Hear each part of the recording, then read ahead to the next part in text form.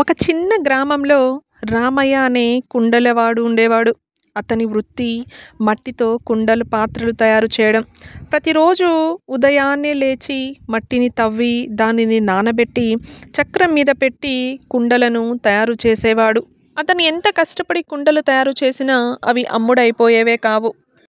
పక్క గ్రామంలో ఉన్న కుండలవాడు సుందరంగా రంగులు వేసి ఆకర్షణీయంగా తయారు చేసి ఎక్కువ డబ్బులు సంపాదించేవాడు. అది చూసినటువంటి రామయ్య మనసులో ఇలా అనుకున్నాడు. రామయ్య మనసులో ఒక ఆలోచన వచ్చింది. నేను ఎంత కష్టపడుతున్నా నా కుండలకు విలువ ఎందుకు రావడం లేదు అని ఆలోచించసాగాడు.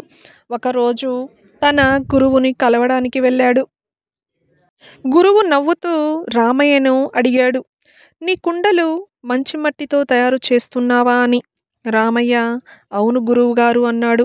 వాటిని బలంగా కాలుస్తావా అని మళ్ళీ గురువు అడిగారు. అవును, కొన్నిసార్లు వేడి ఎక్కువైతే అవి పగిలిపోతాయి కాబట్టి జాగ్రత్తగా కాలుస్తాను అన్నాడు రామయ్య. గురువు నవ్వి, అయ్యో రామయ్య, ఆ పగిలిపోవడమే నీ బలానికి పరీక్ష. నీ కుండకు వేడి తగలకపోతే అది సరిగ్గా కాలదు, ఆ కుండలో నీళ్లు కూడా నిలబడవు అని అన్నారు. ఆ మాటలు అర్థం చేసుకున్నటువంటి రామయ్య తిరిగి ఇంటికి వెళ్ళాడు. ఈసారి మట్టిని జాగ్రత్తగా ముద్ద చేసి మరింత బలంగా కాల్చాడు.